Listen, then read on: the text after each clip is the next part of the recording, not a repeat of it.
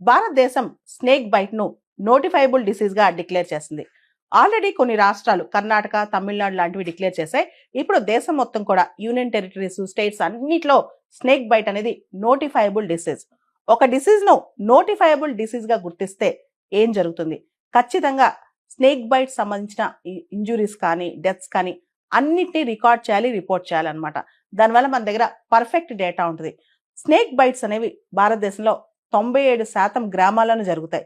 చాలా సార్లు unreported, unnoticed అనమాట. అసలు ఎవరికి తెలీదు, అలా చనిపోతారు, తీసుకెళ్లేసి ఇంకా రిపోర్ట్ కూడా చేయరనమాట. అటువంటి పరిస్థితుల్లో ప్రతి స్నేక్ బైట్, ప్రతి స్నేక్ రిలేటెడ్ ఇంజురీ రిపోర్ట్ అవ్వాలి. భారతదేశాన్ని snake bite capital of the world అంటారు. ప్రపంచంలో 50% స్నేక్ బైట్స్ భారతదేశంలోనే జరుగుతాయి. వరల్డ్ హెల్త్ ఆర్గనైజేషన్ రీసెంట్ గా ఒక డిక్లరేషన్ చేసింది. 2030 కల్లా, అంటే 2030 కల్లా కూడా 50% స్నేక్ బైట్ రిలేటెడ్ డెత్స్ తగ్గించాలి.